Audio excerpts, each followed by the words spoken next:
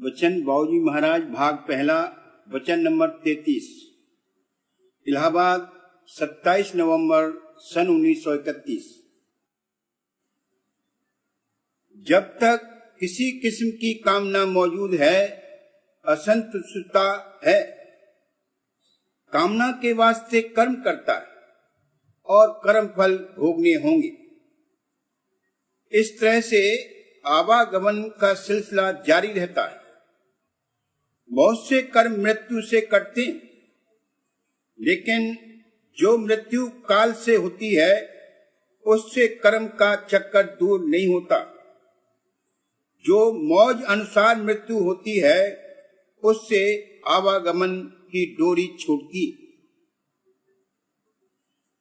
अब मथुरा के मंदिरों में सिवाय मनोरंजन के सार कुछ भी नहीं। कृष्ण महाराज एक तौर पर कहा जाए तो समर्थ पुरुष थे। हुजूर महाराज ने उनको महापुरुष कहा है। वे पार ब्रह्म के अवतार थे। त्रिकुटी पहुंचने पर ही सात गति हासिल हो जाती।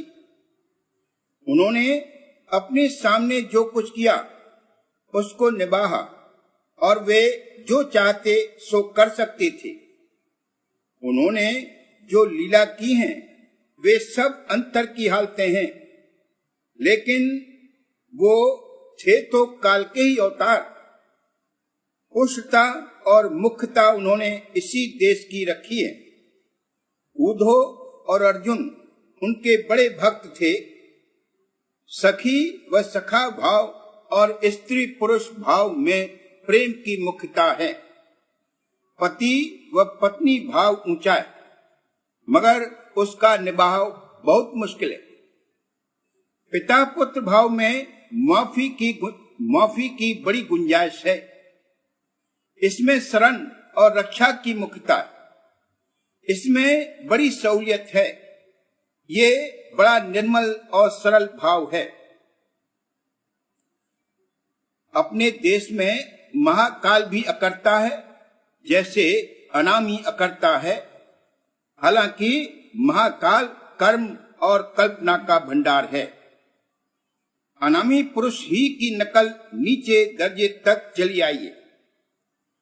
गर्भ की अवस्था में पहले ताकत का अंतर में जमा होना, फिर धार का नुमाया होना ठीक वैसा ही है जैसे अनामी ने दयाल देश की रचना के लिए मौज धारण की। मगर वो असल है और ये नकल है। वहां कशिश अंतर्मुख है और यहाँ धार का रुख बहिर्मुख है। जब तक किसी किस्म की कामना मौजूद है, असंतुष्टता है।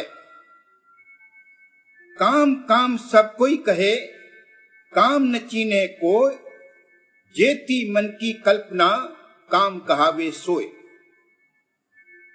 कामना को पूरा करने के लिए जरूरत पैदा होगी, उससे कर्म करेगा और कर्म फल भोगने होंगे। इस तरह से आवागमन का सिलसिला जारी रहेगा। कभी संतुष्टता और तृप्ति नहीं होगी। यहाँ दरअसल तृप्ति का कंसेप्शन यानी अनुमान ही नहीं है। इधर रस प्राप्त करता है, उधर रस लेने की ताकत खत्म हो जाती है। खाना खाता जाता है और भूख खत्म होते होते रस नदारद हो जाता है। बरक्स इसके ऊपर के देश में ज्यों-ज्यों रस प्राप्त करता है, अमोघ आनंद बढ़ता जाता है, और जितना अमृत रस पान करता है उतना ही आनंद बढ़ता जाता है। यहाँ तक कि आनंद रूप हो जाता है, वो तृप्ति है। बहुत से कर्म मृत्यु से कटते हैं, लेकिन काल से जो मृत्यु आती है उससे कर्म का चक्कर दूर नहीं होता। जो मौज अनुसार मृत्यु होती है उसमें काल कर्म का भार असली तौर पर कटता जाता है और आवागमन की डोरी छूटती और मौज से इस देश में आना होता है और काम पूरा बनता है। जो दुख मौज से होता है उसकी महिमा की गई है। दुख की घड़ी गनीमत जानो, नाम गुरु का पल पल भजना। जो मौज अनुसार दुख है उसमें इसका उबार होता है और कर्म करते हैं। काल से जो मृत्यु होती है वो विष से मृत्यु होती है और जो मौज अनुसार होती है वो अमृत से है।